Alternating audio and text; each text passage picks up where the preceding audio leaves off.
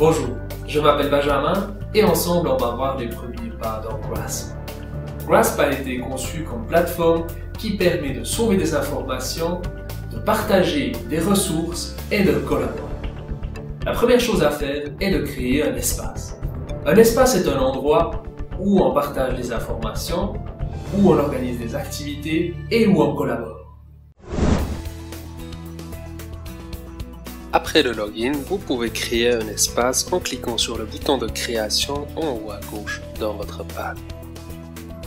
Prenons le cas d'une entreprise qui veut établir une nouvelle stratégie marketing pour sa nouvelle assurance voiture. Alors il suffit de saisir le nom dans la case prévue.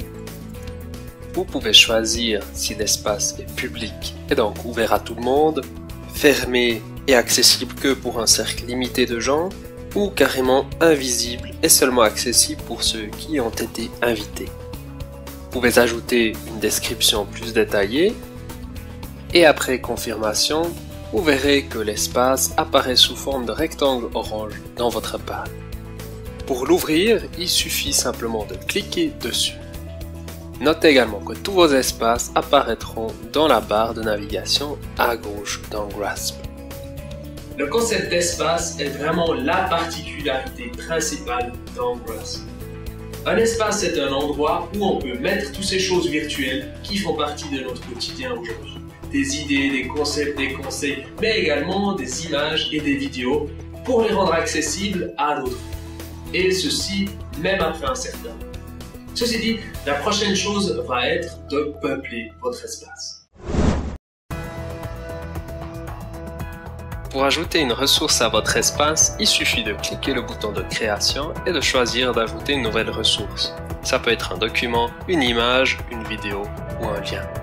Dans notre cas, nous voudrions ajouter le résumé de la dernière séance de projet. On choisira le fichier correspondant sur le desktop. Vous avez également la possibilité de glisser-déposer des fichiers de votre ordinateur sur le pad. Il suffit par exemple de glisser cette image qui pourrait aspirer une pub à l'endroit prévu dans Grasp. À part les ressources, on peut également ajouter des widgets. Ce sont des petites applications web qu'on trouve un peu partout sur Internet. Pour les ajouter, on clique de nouveau le bouton de création, on choisit d'ajouter une nouvelle application, comme par exemple cette liste de choses à faire qui peut être assez utile et qu'on a trouvé sous le lien suivant. Alternativement, on peut également choisir des widgets d'une liste en cliquant sur le bouton « Trouver ». Si on clique maintenant la liste, on voit qu'elle apparaît sur l'écran et qu'on peut y ajouter des choses à faire. L'avantage de Grasp est que vous pouvez partager des informations avec un groupe de personnes bien défini. En plus, comme les projets deviennent de plus en plus interdisciplinaires avec de plus en plus de gens qui contribuent, il devient vital que vous pouvez partager des informations avec des gens qui ne font pas nécessairement partie du réseau de votre entreprise ou de votre unité. Ceci n'a jamais été plus facile qu'avec Grasp. Pour inviter une personne de se joindre à votre espace, vous cliquez de nouveau le bouton de création, choisissez d'inviter une personne et tapez son adresse email. Au moment où vous confirmez, une invitation sera envoyée à la personne et une fois qu'elle l'aura acceptée, elle apparaîtra dans votre espace. À cet endroit, vous pourrez également changer les droits d'un membre de simple observateur à contributeur avec le droit de rajouter ses propres documents ou même propriétaire avec le droit de supprimer des documents d'un espace. Jusque-là, on a déjà amassé pas mal de matériel de notre espace et ce nombre va très probablement s'accroître rapidement une fois que d'autres membres vont ajouter leurs propres éléments. C'est pour cela que Grasp permet à chaque membre d'organiser l'espace comme il le souhaite. Dans notre cas, par exemple, on veut que les documents que les collègues du département des finances ont ajoutés figurent à la fin de la liste.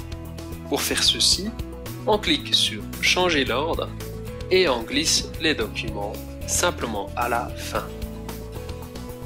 Une autre solution sera de créer un sous-espace pour finances et de glisser les documents dans ce sous-espace.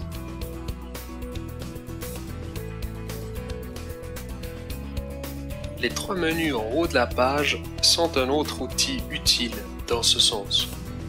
Par exemple, vous pouvez glisser un élément que vous utilisez régulièrement dans le menu des favoris. Le menu de recherche, lui, nous permet de rechercher différents éléments, comme par exemple une collègue qu'on aimerait faire participer au projet.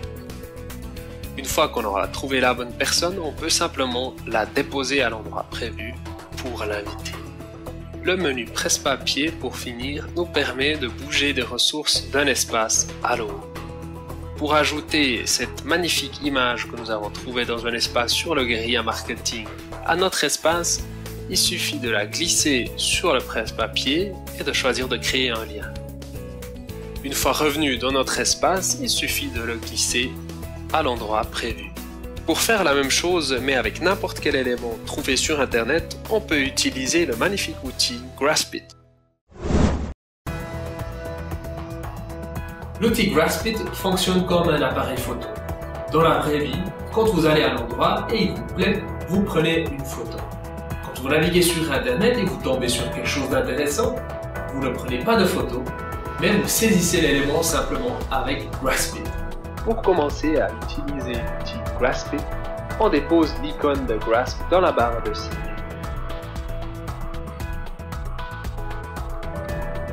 Si maintenant, en naviguant sur Internet, on tombe sur quelque chose d'intéressant, il suffit de cliquer sur Graspit et l'élément correspondant sera automatiquement saisi dans le presse-papier de Grasp.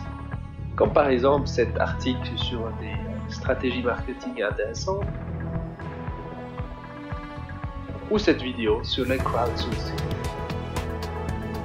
Si on revient maintenant à Grasp et on réactualise le presse-papier, on peut ajouter ces 2 éléments de là à notre espace.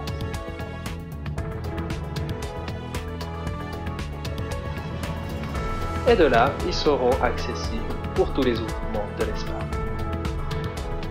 Notez également que dans le cas de l'article, Grasp fait automatiquement une saisie d'écran au moment de la création de la page web.